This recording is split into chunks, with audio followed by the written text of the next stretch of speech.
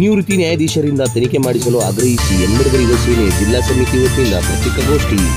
ಕರ್ನಾಟಕ ಪಶುವೈದ್ಯಕೀಯ ಪಶು ಹಾಗೂ ಮೀನುಗಾರಿಕೆ ವಿಜ್ಞಾನ ವಿಶ್ವವಿದ್ಯಾಲಯದ ಉಪಕುಲಸಚಿವರಾಗಿ ಸೇವೆ ಸಲ್ಲಿಸುತ್ತಿರುವ ಭ್ರಷ್ಟಾಧಿಕಾರಿ ಸುಭಾಷ್ ಬಸೂರ್ ಅವರನ್ನು ಕೂಡಲೇ ಸೇವೆಯಿಂದ ಅಮಾನತುಗೊಳಿಸಬೇಕೆಂದು ಪಶು ಹಾಗೂ ಮೀನುಗಾರಿಕೆ ವಿಜ್ಞಾನಗಳ ವಿಶ್ವವಿದ್ಯಾಲಯದ ಉಪಕುಲ ಸಚಿವರಾದ ಸುಭಾಷ್ ಬಸೂರ್ ಅವರನ್ನು ಅಮಾನತು ಮಾಡಬೇಕಂತೇಳಿ ನಾವು ಕೆಲವು ದಿನಗಳ ಹಿಂದೆ ನಾವು ಡಿಸಿ ಅವರಿಗೆ ಮನವಿ ಪತ್ರ ಸಲ್ಲಿಸಿದ್ರು ಕೂಡ ಸುಮಾರು ಸರ್ಕಾರದ ಕಾರ್ಯದರ್ಶಿಗಳು ಕೂಡ ಇವ್ರ ವಿರುದ್ಧ ಕೂಲಂಕುಷವಾಗಿ ತನಿಖೆ ಮಾಡಿ ಇವರು ವರದಿ ಕಳಿಸ್ರಂತ ಹೇಳಿ ಸರ್ಕಾರದ ಕಾರ್ಯದರ್ಶಿಗಳು ಪತ್ರ ಬರೆದು 2 ತಿಂಗಳು ಗತಿಸಿದ್ರು ಕೂಡ ಇವರು ನಾಮಕೆ ವಾಸ್ತೆ ಖಾಲಿ ಇವರು ಒಂದು ಕಮಿಟಿ ಮಾಡಿದಾರ.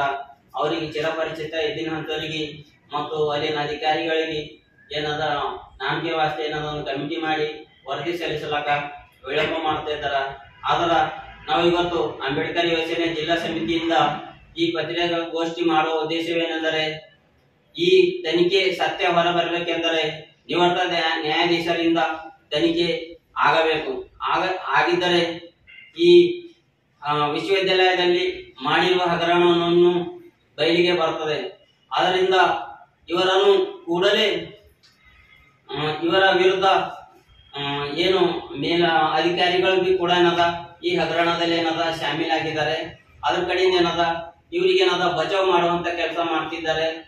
ಮತ್ತು ನಮ್ಮ ಪರಿಶಿಷ್ಟ ಜಾತಿ ಪರಿಶಿಷ್ಟ ಪಂಗಡದ ಏನ್ ನೌಕರಸ್ಥರಿದ್ದಾರ ಅವ್ರಿಗೆ ಮುಂಬಡ್ತಿ ಕೊಡೋದ್ರೊಳಗೆ ಇವರು ಅನ್ಯಾಯ ಮಾಡಿದ್ದಾರೆ.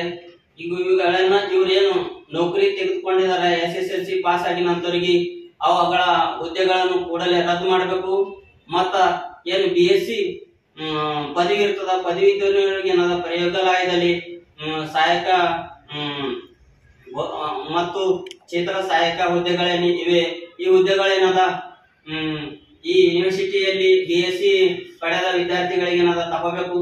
ಹಾಗೂ ಇವರು BSc ಪಡೆದ ವಿದ್ಯಾರ್ಥಿಗಳನ್ನು ಕಡೆಗಣಿಸಿ SSLC ಕಲ್ತಂತವರಿಗೆ ಇವರು ಹಣ ಪಡೆದ ಇವರು ನೇಮಕಾತಿ ಮಾಡಿಕೊಂಡಿದ್ದಾರೆ. ಇದ್ರೊಳಗೆ ನಾವು ಕೂಡಲೇ ಅಂಬೇಡ್ಕರ್ ಯೋಜನೆ ಈ ಪತ್ರಿಕಾಗೋಷ್ಠಿ ಮುಖಾಂತರ ಯೂನಿವರ್ಸಿಟಿ ಏನು ಚಾನ್ಸಲರ್ ಇದ್ದಾರ ಅವರಿಗೆ ಎಚ್ಚರಿಕೆ ನೀಡ್ತಿದ್ದೇವೆ. ಕೂಡಲೇ ಇವರಿಗೆ ಉನ್ನತ ಮಟ್ಟದ ತನಿಖೆ ಆರೋಪ ಏನಿದೆ ಸರ್ಕಾರದ ಕಾರ್ಯದರ್ಶಿಗಳದು, ಆ ಕಾರ್ಯದರ್ಶಿಗಳಿಗೆ ಕೂಡಲೇ ವರದಿ ಸಲ್ಲಿಸಿ ಇವರಿಗೆ ಅಮಾನತು ಮಾಡ್ರಿ. ಫಸ್ಟ್ ಮಾಡಿ ಇವ್ರ ವಿರುದ್ಧ ಆರೋಪ ಪಟ್ಟಿ ಸಲ್ಲಿಸಬೇಕಂತ ಹೇಳಿ ಈ ಪತ್ರಿಕಾಗೋಷ್ಠಿ ಮುಖಾಂತರ ಹೇಳಲು ಬಯಸುತ್ತೇನೆ.